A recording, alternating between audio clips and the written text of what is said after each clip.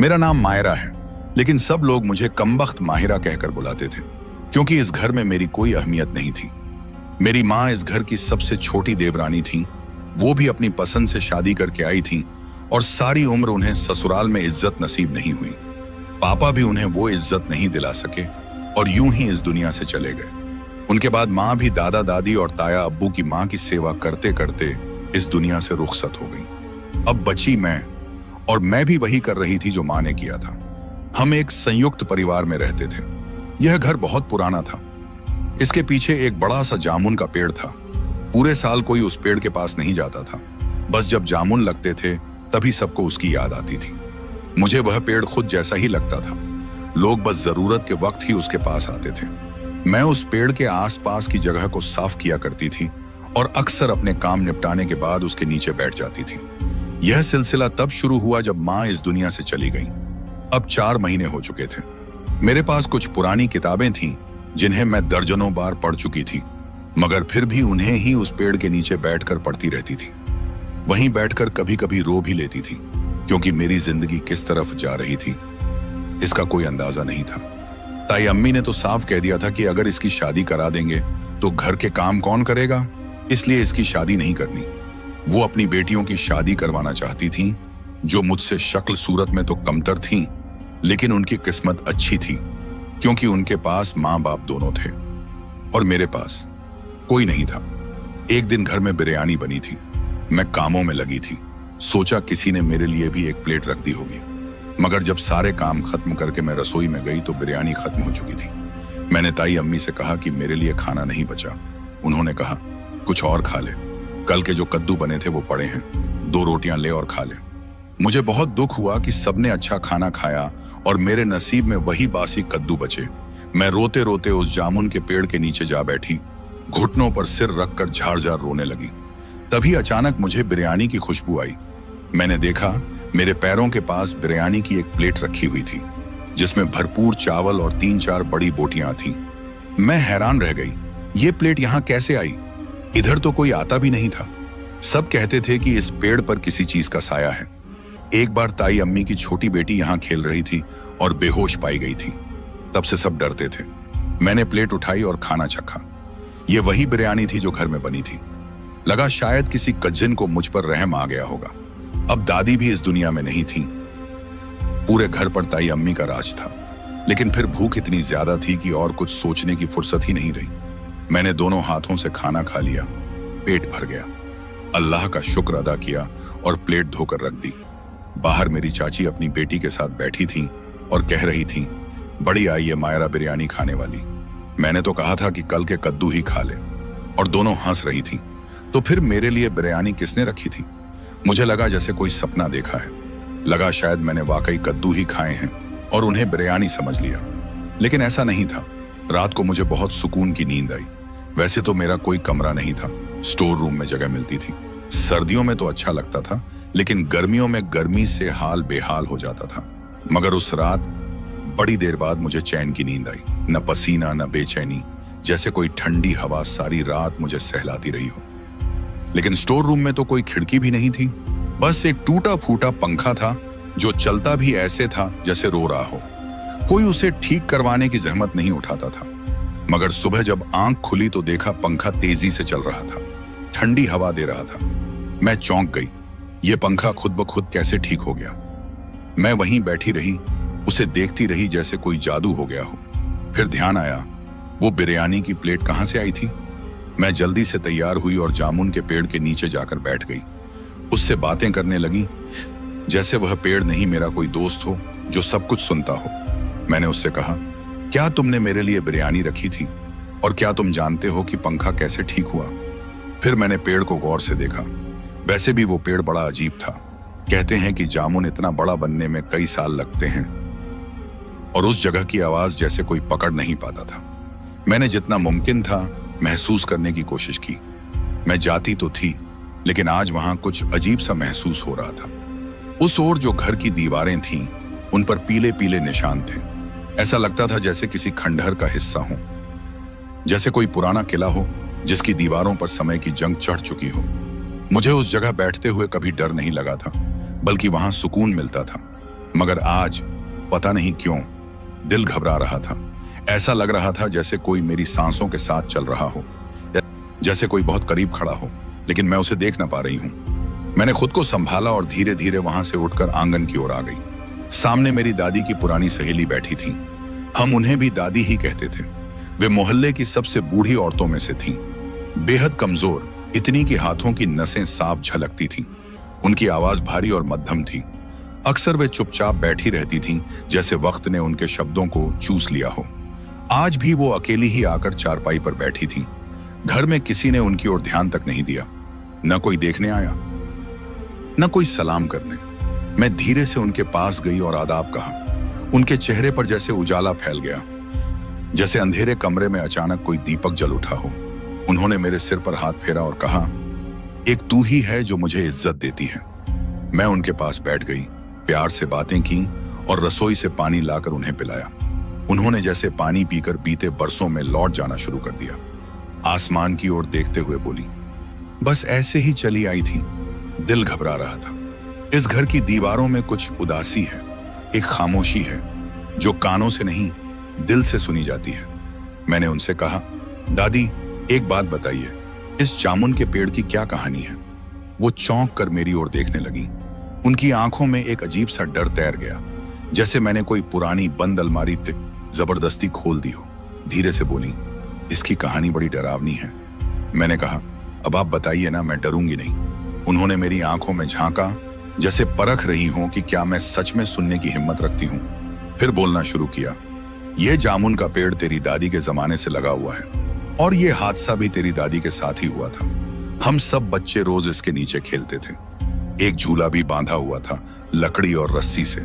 लेकिन जो भी उस झूले पर झूलता, उसके सिर में तेज दर्द होता और 2-3 दिन बीमार रहता। शुरू में लगा कि धूप की वजह से होगा। फिर एक सुबह तेरी दादी ने वो मंजर देखा जो हम सबको अब तक याद है। सूरज अभी निकला ही था, धुंध फैली हुई थी। तेरी दादी पानी भरने जा रही थी। तभी देखा कि झूले पर एक बहुत लंबी औरत झूल रही है। वो 7 फुट से भी ऊंची लग रही थी। उसका पूरा शरीर काले कपड़ों में ढका था। चेहरे पर या तो घूंघट था या फिर बुर्के का दुपट्टा, लेकिन उस पर से थोड़ी सी एक अजीब सी मुस्कान झांक रही थी। ये मुस्कान इंसानी नहीं थी। इतनी लंबी थी जैसे 2 चेहरों की हंसी को जोड़ दिया गया हो। दांत बड़े बड़े, अजीब सी चमक वाले। आंखें तो दिखती नहीं थीं, लेकिन तेरी दादी ने कहा था कि ऐसा लगा जैसे वो मुझे घूर रही हो। उसकी मौजूदगी इतनी डरावनी थी कि दादी के मुंह से चीख निकली और वहीं गिरकर बेहोश हो गई। कई दिनों तक बुखार में रही। झूला काटकर फेंक दिया गया और वो जगह बंद कर दी गई। बच्चों को वहां जाने से मना कर दिया गया। फिर से कोई उस तरफ नहीं गया। कहा जाने लगा कि वहां कोई चुड़ैल रहती है जो उसी झूले के साथ आती थी। तेरी ताई कहती है, ये लड़की तो उस पेड़ की दीवानी है, वहां जाकर बैठ जाती है। जिस दिन चुड़ैल दिखी ना, इसकी चीखें पूरा मोहल्ला सुनेगा। वो यह बात हंसते हुए कहती थी, लेकिन मेरे अंदर कुछ कसक जाती थी, क्योंकि वो पेड़ अब मेरा दोस्त बन गया था। दादी की सहेली ने कहा था, अगर उस पेड़ पर फिर से झूला बांध दिया जाए तो वो चुड़ैल लौट आएगी। यह सुनकर न जाने क्यों मेरे मन में एक अजीब सी इच्छा जागी। काश ऐसा ही हो। काश वो चुड़ैल लौट आए और उन सबको दिखे जो मुझे तुच्छ समझते हैं, जो मेरी उपेक्षा करते हैं, जिनके लिए मैं बस एक घरेलू नौकर जैसी हूं। मेरा मन करता था कि उस पेड़ से झूला बांध दूं और जब वो चुड़ैल लौटे तो कहे, ये लड़की मेरी बहन है, मेरे जैसी है, और इन सबको मैं अपने साथ ले जाऊंगी जो इसे सताते हैं, जो इसकी इज्जत नहीं करते। लेकिन जिस तरह दादी ने वो किस्सा सुनाया था, जिस डर और विस्तार से उन्होंने वो मंजर बयान किया था, वो किसी मजाक की बात नहीं थी। शायद वो कहानी सच हो, और शायद मैं अपनी भावनाओं में बहकर किसी खतरनाक चीज को बुलावा न दे बैठूं। इससे पहले तो ऐसा कभी नहीं हुआ था। मेरे साथ न कोई साया दिखाई दिया, न कोई आवाज सुनाई दी। लेकिन इन दिनों न जाने क्यों सब कुछ थोड़ा थोड़ा अजीब लगने लगा था। कुछ दिन तो यूं ही बीते जैसे सब सामान्य हो गया हो, न कोई अजीब सपना, न डर, न बेचैनी। लेकिन फिर वो दिन आया जिसने मुझे पूरी तरह यकीन दिला दिया कि मेरे आसपास कुछ तो ऐसा है जो इंसानी नहीं है। मेरी तबीयत बहुत खराब थी। सारा बदन दर्द से टूट रहा था। सिर में तेज भारीपन और बुखार भी था। मैंने ताई से कहा, मेरे लिए दवा ले आइए। उन्होंने तंज करते हुए जवाब दिया, ये सब काम से बचने के बहाने हैं। अगर वाकई बीमार होती तो इतने काम कर ही नहीं पाती। वो लगातार ताने देती रही और मैं बस यही सोचती रही, काश मैं बेहोश होकर गिर जाऊं ताकि उन्हें यकीन हो जाए कि मैं सचमुच बीमार हूं। मगर न जाने क्यों मेरे अंदर इतनी हिम्मत थी कि मैं गिर ही नहीं सकी। मैंने जैसे तैसे सारे काम निपटाए और अपने पसंदीदा पेड़ के नीचे जा बैठी, जहां हमेशा सुकून मिलता था। शायद वही सुकून मेरी दवा बन जाए। मैं सिर टिकाकर बैठ गई और कब आंख लग गई पता ही नहीं चला। मुझे सपना आया, मैं उसी जामुन के पेड़ के नीचे बैठी थी। एक लड़का आया, बेहद खूबसूरत, अच्छा खूबसूरत, अनजान चेहरा, लेकिन उसके चेहरे पर ऐसा सुकून था कि कोई डर नहीं लगा। वो मुस्कुराया और बोला, तुम अपना ख्याल क्यों नहीं रखती? अब मैं हूं ना, तुम्हें मुझसे डरने की जरूरत नहीं। मैंने सपने में कहा, मैं तुमसे क्यों डरूंगी? उसने कहा, मैं इसी पेड़ पर रहता हूं, यही मेरा घर है, तुम मेरी मेहमान हो, चलो दवा खा लो। मैंने मना किया, नहीं मुझे दवा नहीं खानी। उसने बड़े प्यार से कहा, शाबाश, दवा खा लो, और एक गोली मेरी ओर बढ़ा दी। और तभी मेरी आंख खुल गई। जो नजारा मैंने देखा उसने मेरी रूह तक को कंपा दिया। मेरे हाथ के पास वही गोली रखी थी जो उसने मुझे सपने में दी थी। साथ में एक गिलास पानी भी था, जैसे किसी ने अभी अभी वहां रखकर चला गया हो। मैं घबराकर पीछे हट गई, जमीन पर गिर पड़ी। जोर जोर से दिल धड़क रहा था। कांपते हाथों से उस गोली को देखा। वही दवा थी जो बुखार और गले के दर्द के लिए दी जाती है। हिम्मत करके वो गोली खा ली और गिलास का पानी भी पी लिया। हैरानी की बात यह थी कि शाम होते होते मेरी तबीयत बेहतर हो चुकी थी। बुखार उतर गया, गला भी ठीक लगने लगा और सिर का दर्द भी जाता रहा।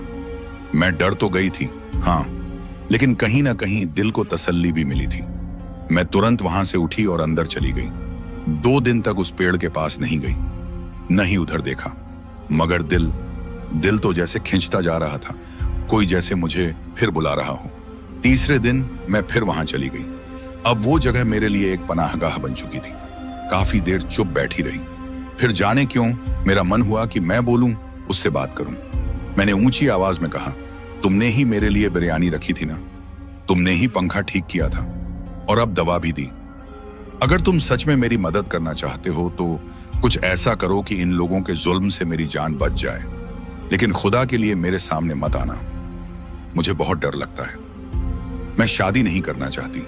मैं नहीं चाहती कि इन लोगों के साथ कुछ बुरा हो, क्योंकि मैं बुरी इंसान नहीं हूं।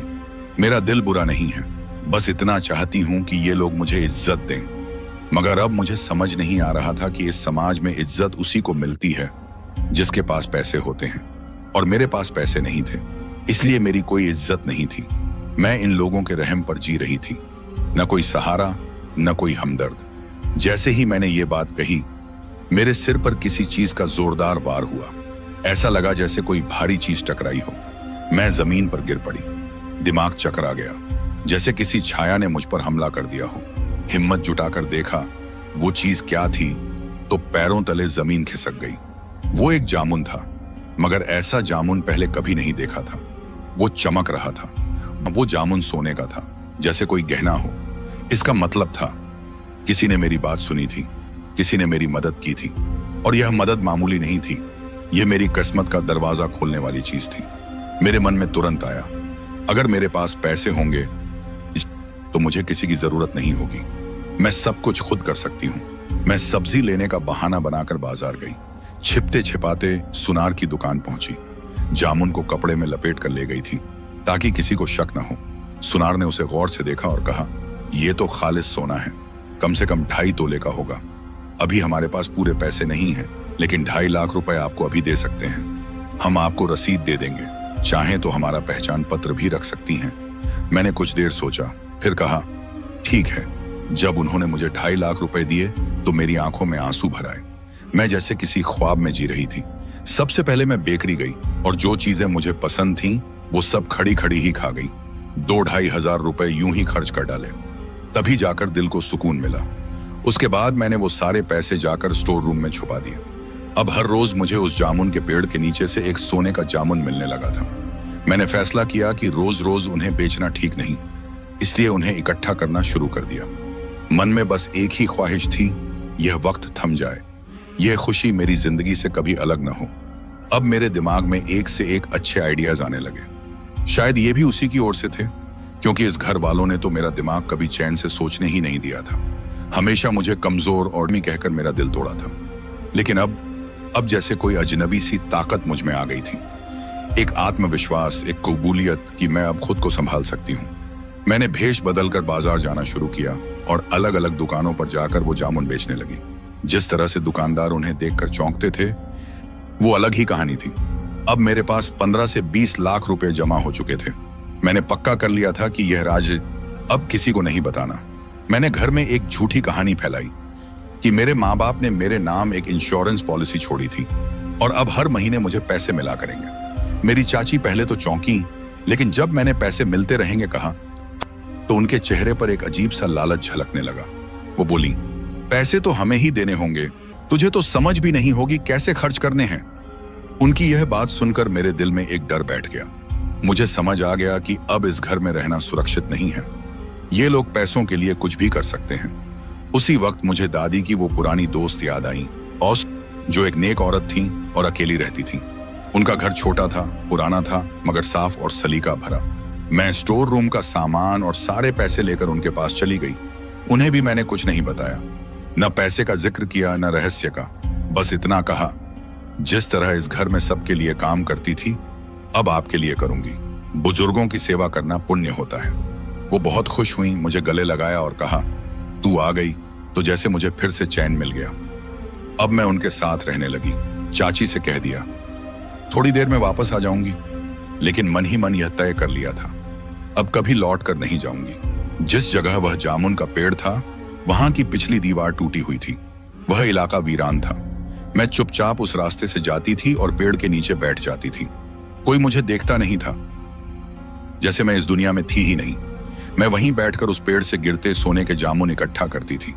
कभी वो मेरी गोद में आ गिरते, कभी हाथों में, जैसे कोई खजाना मुझ पर बरस रहा हो, जैसे किसी ने मेरी किस्मत का दरवाजा खोल दिया हो। मैं उन्हें संभालती रही, किसी को कानों कान खबर न हुई। फिर एक दिन पता चला कि मोहल्ले में एक बहुत अच्छा 2 मंजिला 5 मरले का घर बिक रहा है। मालिक की बीवी बीमार थी, इलाज के लिए पैसे चाहिए थे। वो घर 24 लाख में दे रहा था। मैंने बिना देर किए वो घर खरीद लिया। फिर धीरे धीरे उसमें सामान लाने लगी, पंखे, पर्दे, फर्नीचर, सब कुछ नया। अब मेरी चाची और मोहल्ले के लोग हैरान थे, मायरा के पास ये सब कहां से आया, किसके पैसे हैं। मगर मुझे अब किसी को कुछ भी बताने की जरूरत नहीं थी। अब मैं खुद मुख्तार थी। अब मेरे पास वो सब कुछ था जो उनके पास नहीं था, ना मोहब्बत, ना खैर ख्वाही, बस जलन और शक। मगर अब उनका कोई असर मुझ पर नहीं होता था, क्योंकि मैं अब बदल चुकी थी। और ये सब शायद उस पेड़ की वजह से हुआ था, या फिर उस पेड़ के किसी रहवासी की वजह से, जो मेरे ख्वाबों में आता था और मेरी मदद करता था। इस बार वो फिर मेरे ख्वाब में आया। इस बार उसका चेहरा पहले से ज्यादा साफ था। उसकी आंखों में एक अजीब सा नूर था, जैसे कोई पुराना रहस्य छिपा बैठा हो। उसने मुझे गौर से देखा और कहा, अब वक्त आ गया है कि मैं तुम्हें बता दूं कि मैं कौन हूं। मेरा नाम फरहाद है। मैं एक जिनजादा हूं और बरसों से इस जामुन के पेड़ पर रहता हूं। मैंने ख्वाब में चौंक कर पूछा, तो फिर वो चुड़ैल जो यहां रहती थी, वो कहां गई? उसने मुस्कुराकर जवाब दिया, हाँ, वो चुड़ैल भी यहीं रहती थी, लेकिन उसका मकसद तकलीफ देना था। वो इस पेड़ की भलाई नहीं चाहती थी। मैंने उसे भगा दिया, क्योंकि वो तुम्हारे करीब आना चाहती थी और मैंने उसे मना कर दिया। अगर तुम्हें नुकसान पहुंचाया तो अंजाम बुरा होगा। उसके बाद वह कभी नहीं आई। उस ख्वाब के बाद जैसे मेरी जिंदगी के हर अंधेरे ने रुखसत ले लिया। हालात बदलने लगे। जो लोग कभी मुझे बोझ समझते थे, अब मेरे हर अंदाज पर टिप्पणी करते थे। इसकी इंश्योरेंस तो बहुत बड़ी निकली है। लेकिन अब इन बातों का मुझ पर कोई असर नहीं होता था, क्योंकि अब मैं वो लड़की नहीं रही थी जो किसी और के रहम पर जिया करती थी। मैंने अपनी खुद की गाड़ी ली, चलाना सीखा, नया घर बनवाया, एक एक ईंट खुद देखकर लगवाई। अब मैं ज्यादातर अपने नए घर में ही रहती थी। और तब मैंने वो सबसे बड़ा कदम उठाया। उन सब लोगों पर जिन्होंने मुझे जायदाद में मेरा हक देने से इनकार कर दिया था, मैंने कानूनी कार्रवाई शुरू कर दी।